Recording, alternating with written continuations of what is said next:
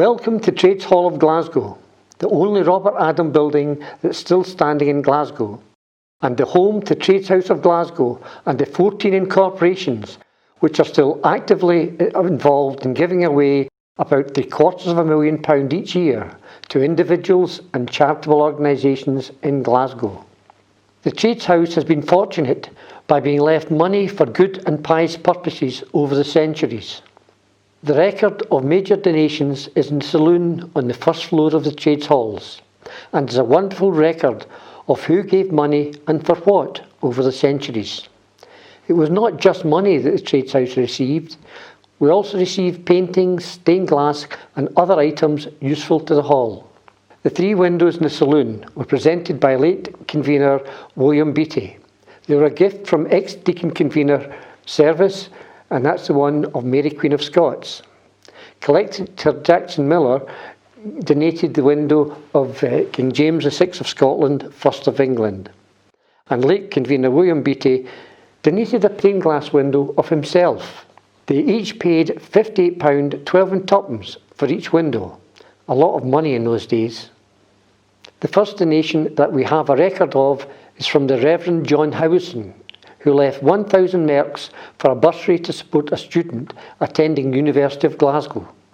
1,000 merks was a lot of money in those days. A merk was worth 2/3 of £1 Scots, and £1 Scots was worth 1/12 of £1 sterling. This was just the start of a long history of the Trades House supporting the education of the young.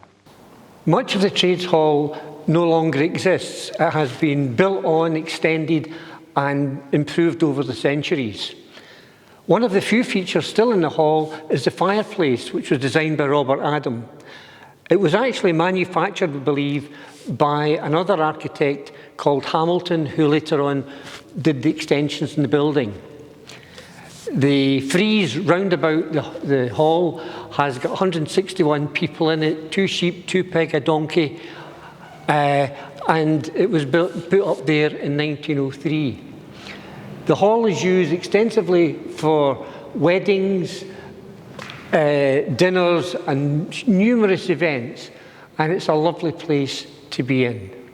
In 1808, the Trades House set up a school to teach the children of the incorporations.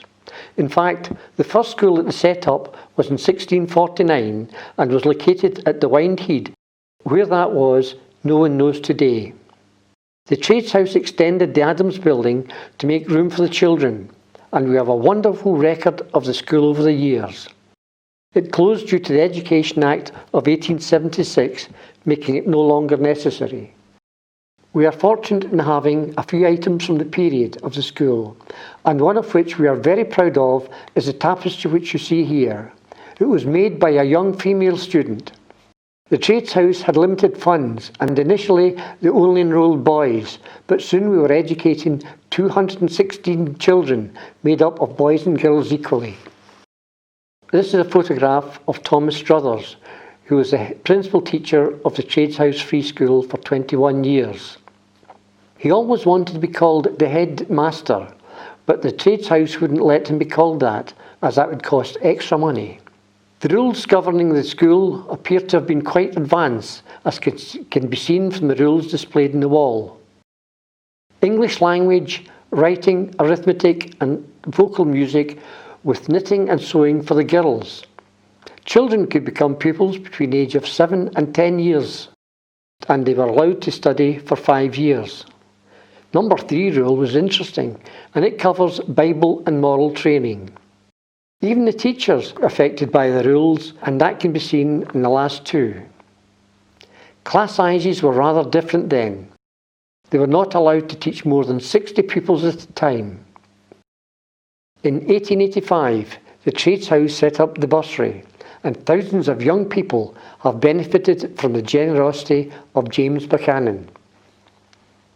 The painting of Jane Buchanan and James Buchanan are of particular interest, as they were painted by Eugene Devereux of Paris in 1853. James Buchanan died in Edinburgh 2 short years after the painting was made. If you look closely, you may notice something rather odd about the paintings. Both have been cut short at the knee, as when they were received they were too large for the wall and had to be reduced in size. Jane Buchanan was also well known for her charitable giving. She contributed liberally towards purchase of drinking troughs for animals. She founded and supported a school in China, donated £1,000 to the University of Edinburgh for the foundation of a scholarship in midwifery and gynecology. The painting that we are now looking at was painted by Herbert James Gunn in 1937. Normally you'd not be able to see this painting, as it is now stored in the archives room in the Trades Hall.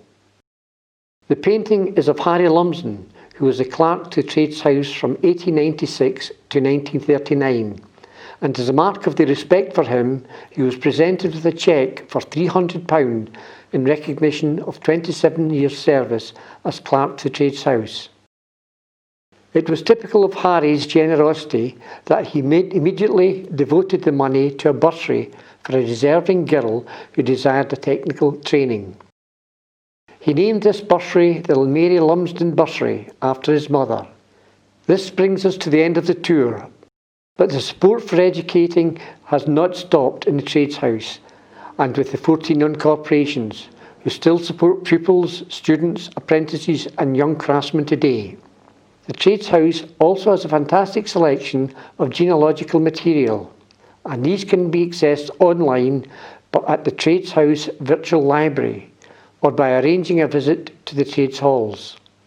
Once the Trades Halls are open, please feel free to phone the staff on 0141 552 2418 and arrange a visit.